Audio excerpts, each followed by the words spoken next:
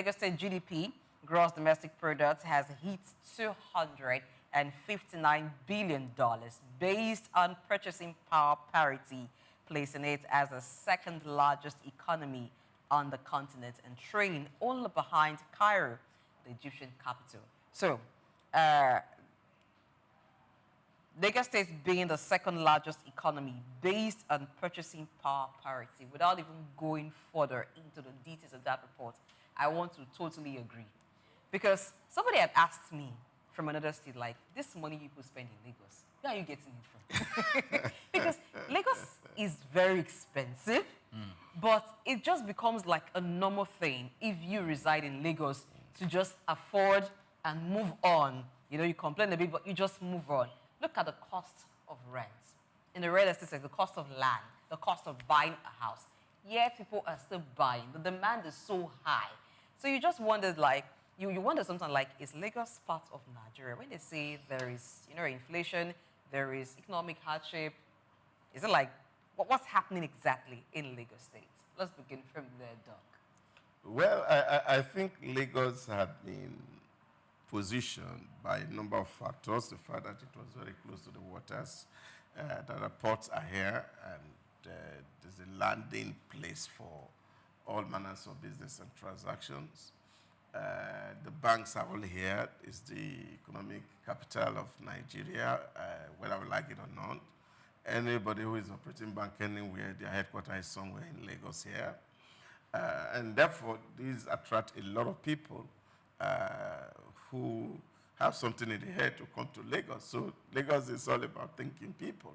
And because of the potpourri of people that you have in this environment, it is hardly anything that you do. In short, somebody told me once and said, if you're in Lagos, you cannot make a living. It means that it's either you are cursed from your village for poverty, otherwise, because the opportunities are just there.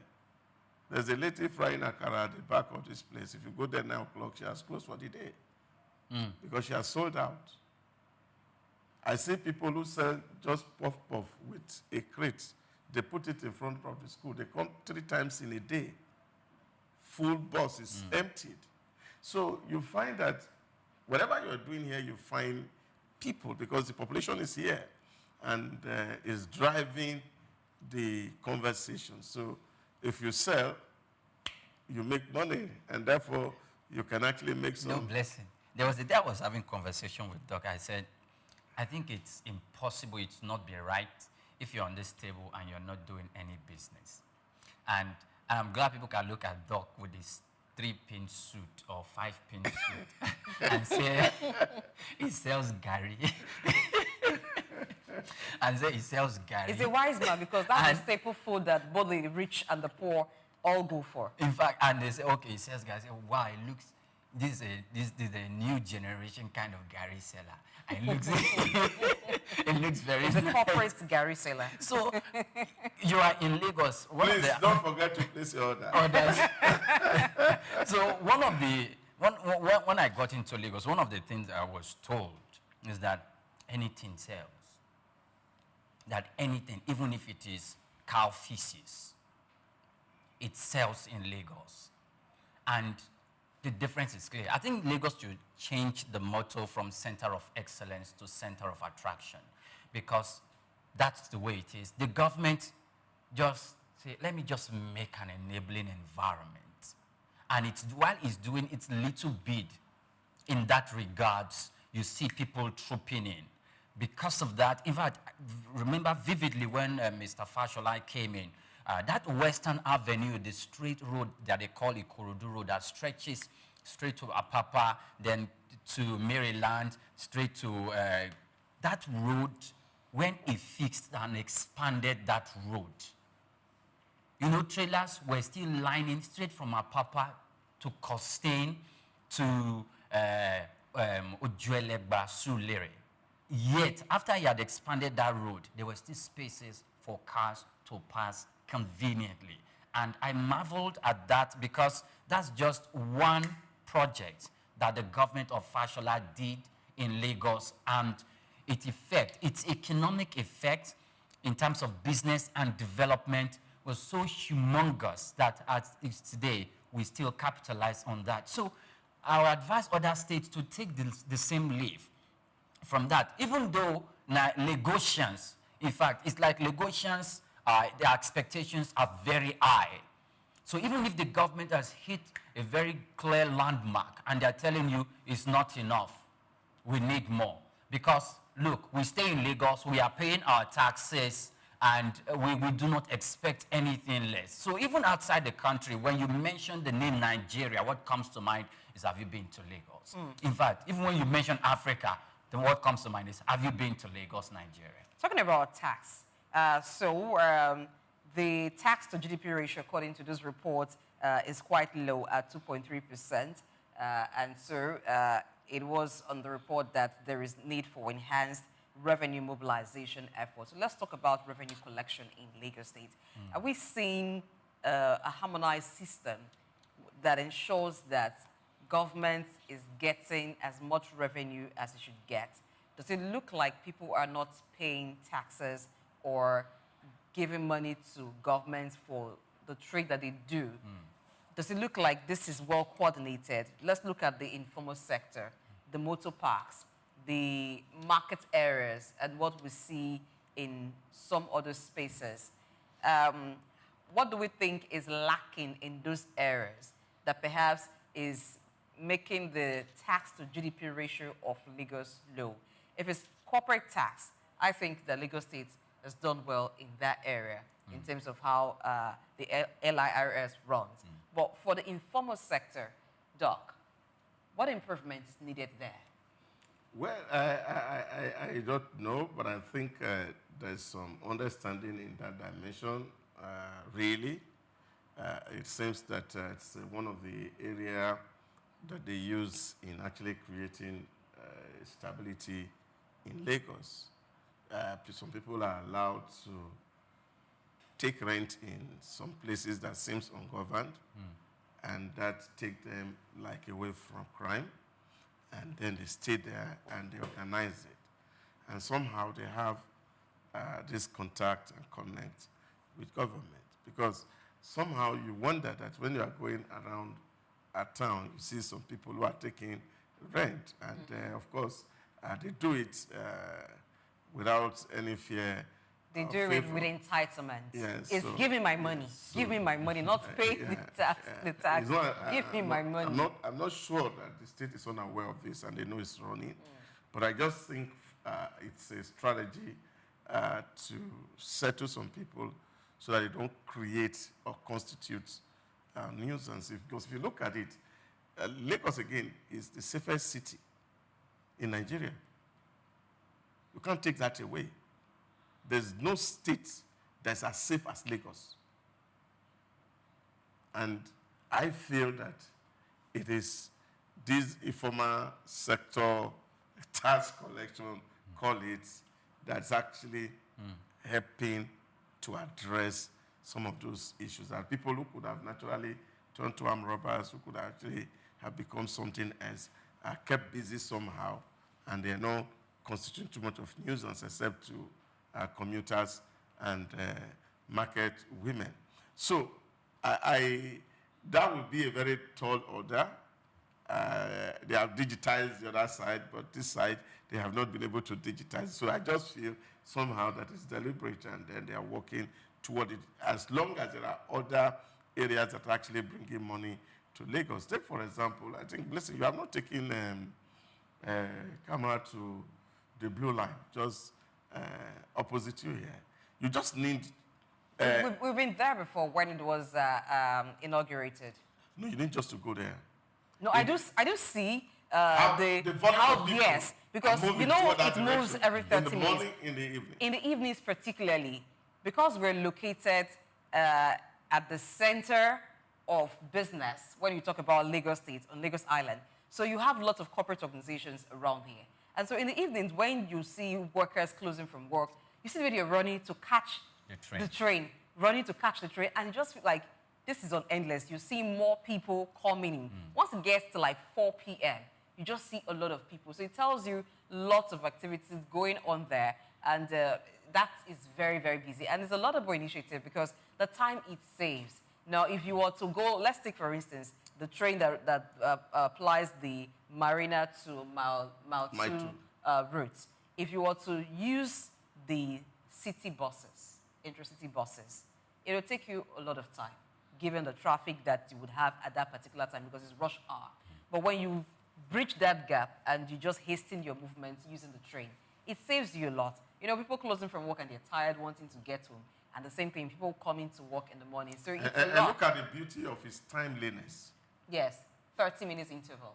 Once the time is on the board, So and you the just train have to work with it. So the last time I was there, I thought I was in Paris. But there are some challenges with it that needs to be addressed because there have been cases where, because it's electric train, sometimes they tell you the light goes off and then you have to wait. You're stuck, you know, until maybe sometimes another train comes, or you just have to wait for a part to be... Yeah, but that is because of the IPP project that Lagos runs. It will not be as bad as disco. Because it should not be No, as you can't bad. run that on disco. If you do that, then it will frustrate the whole thing. Yeah, so yes, that's once in a while. But just one of the avenues that you see that Lagos is doing excellently well in terms of also ramping up resource. And that a lot of people are enjoying it because there's a whole lot. And now they are planning of building now, connecting this now to the Eco-Atlantic City and extension, which of course will go down this route, and that of course will just be a huge killer. Lagos has been planned, like everybody know, that it's not run on, how will I call it now, impulse. Lagos is run planned, and everybody is doing his own turn. And of course, again, the credits still go to Mr. President who laid that foundation in 1999. The beauty of what they call consistency or continuity of government. Yes, of governance. And to the governors too, who will follow the plan, because some could come in and deviate from it.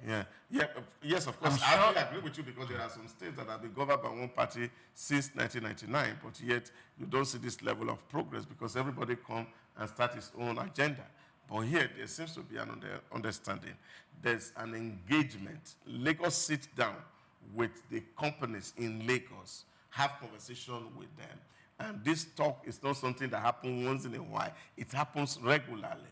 There's always this interface between the governor and the business people in Lagos and the corporate owner.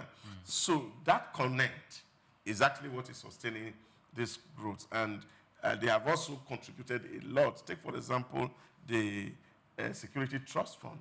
Lagos floated it since 1999 to ensure that everybody is safe, and we can see that sense of security. Not that crime don't happen in Lagos, but it's not as bad as it used to be. Okay, so my concern is sometime I remember vividly the former governor of Kaduna State when he was going through ministerial screening in the Senate, and he was then being primed to become the Minister of Power. So he was talking about the power sector and what needs to be done, and systems that he had studied outside the country that should serve as a good template for Nigeria to emulate. And what I want to bring out from there is to bring out the word template that should be emulated. I told people that Lagos is 50 years ahead of a lot of states in Nigeria. Other states, you take the initiative and just come to Lagos and look at what they are doing, pick up the template and go and replicate it in their own state. What are they doing? Why are they just sitting put?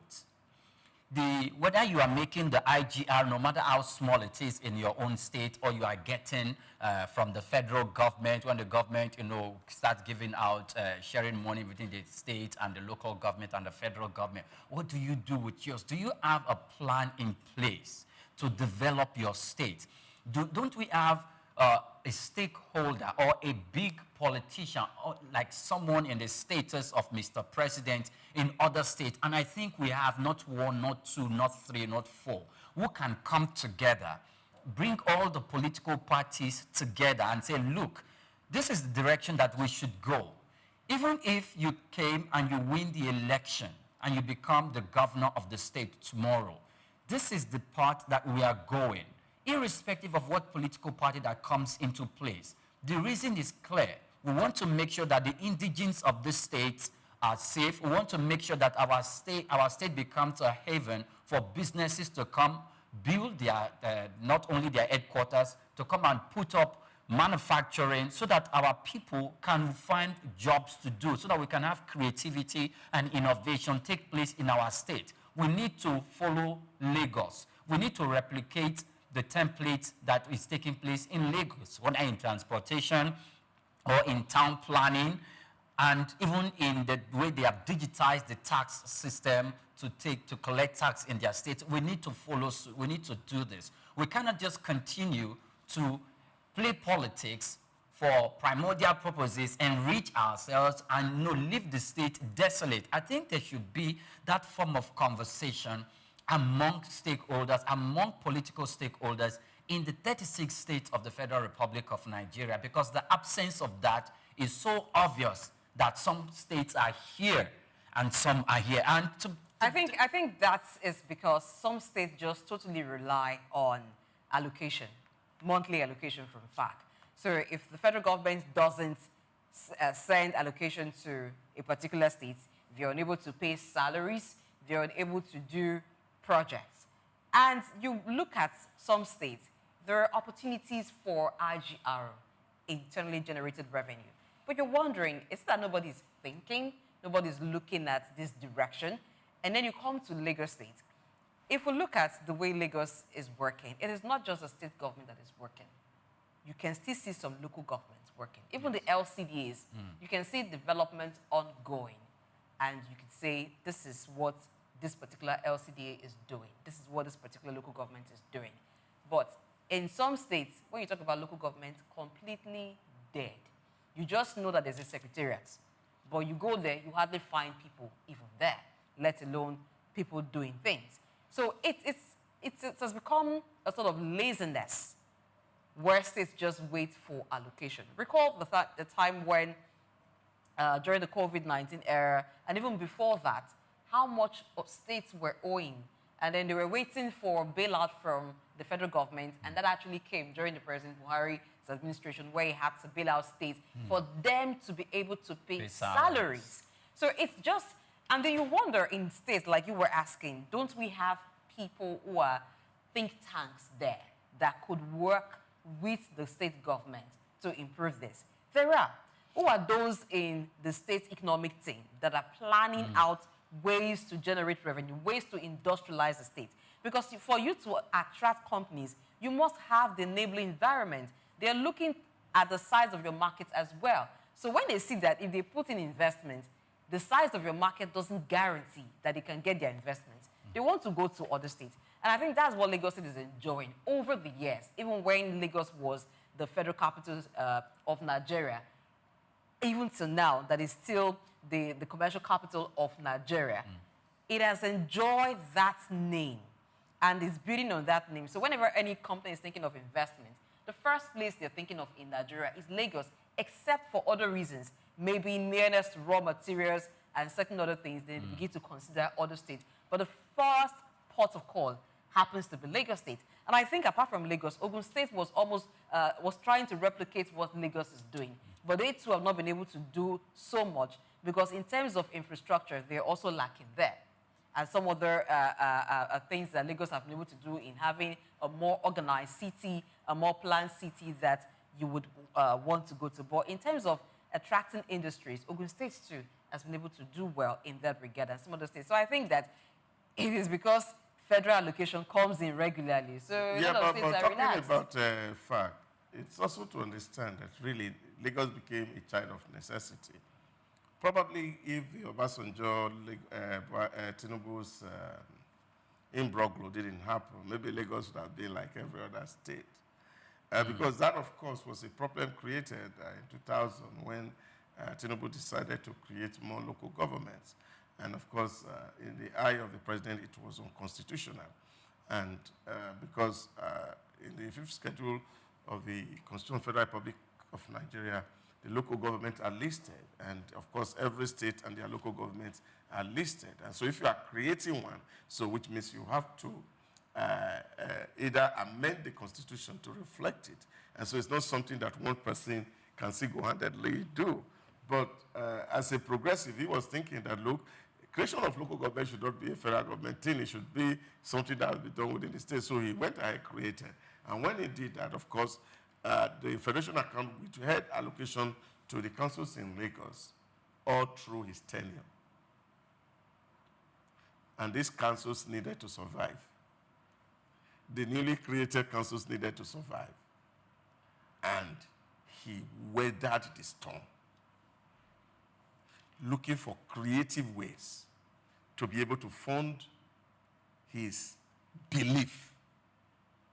And that's why when Bagudu was saying on the KPMG Arise budget section, I agree that, of course, the president who believes in innovation and creative ways of making wealth from the experience that he had when there was this struggle for the soul of Lagos.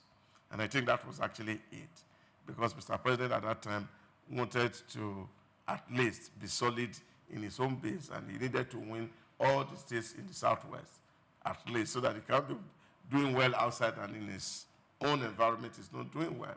But he survived that politics.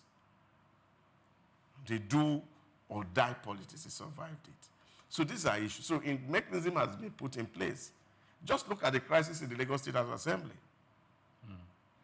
After all the press war, two men stepped in, and then, of course, status quo has been maintained. And compare with what is happening in other states. So systems and structures are the things that define an institution and makes them work. So those systems are there, those structures are there. The governor's consultative assembly is there that is regulating, though they are not in power, but they oversee and they give counsel to the governors, successive governors, and say this is where we are going. And then, of course, everybody seems to have control over their domain and determine how they are going to move the next session. And therefore, there is respect to decisions taken at that level. And I think that is what is lacking. You have a lot of people with primitive capital accumulation in most states, and all they think about is how much money they can grab so that they can become the emperor. And this is a big problem for most states in Nigeria. But that is what it is. Lagos is the center of excellence. Somebody showed a video, I think it's from the United Kingdom the other day, and said, tell me that this is not Nigeria. And I said, well, this is Nigeria. And we're inviting everybody who care to bring their money to Lagos. It's as beautiful as Paris, as beautiful as London. And we're happy to have that. We're operating from that center of excellence. Yes, and Lagos State government can also do a lot more to ensure that really it is as beautiful as Paris or everywhere, not just some parts of the city, every part of it. You know, at the point in Lagos. Don't worry, I'll buy a house in Banana Island. Oh, thank you very Banana much. Island? Why not in somewhere in Badagry? Seriously. Why not somewhere in Badagry? I can find why not in Urili? I see that you like to stay close to nature. Really? So you could stay close to, you could stay around Badagry so that Everybody wants to go to Banana Island. Yeah, you know, there was a time in Lagos when you were scared to drop a sachet of water after drinking on the ground. Yes. But it seems like we've gone past that era now. That fear has been lost. People have come back to dumping refuse in public drains, and you know the city is losing that clean look that it had gotten at the time. So I think the government needs to focus on that so that we make Lagos a very clean place for all of us to live in, and so that investors and those who would like to have a tour of Lagos can come and enjoy their stay. But I think that Lagos is becoming more hospitable by the day. It used to be said that if you ask for directions in Lagos, you would just get more lost because they would send you in the opposite direction. But that is changing now. People are more willing to offer help to those who need to find their way around the city. So Maybe people were making money then misdirecting people. Gogo has taken their business. yes, that's also happening too. And I think that with the influx of more people from different backgrounds, different continents, they're getting more used to receiving foreigners and being more accommodating. You won't believe it. When I came to Lagos first time, and I entered a vehicle from Ojota to Ogba, and I got to Ogba. And he said, okay, I have to take you back to where I was going. And here was this bike man. He was driving me around the whole of Ogba. Increase your fare. He must have overcharged you, so you had to justify that. He actually took me in front of the place I was going. he found that you didn't know where you were going So to. he needed to justify why he was charging you. He couldn't have just said, this is So you okay. know why I said that Gogo has taken job away from a lot of people. Wow. That's impressive to see how much a change has happened in Lagos.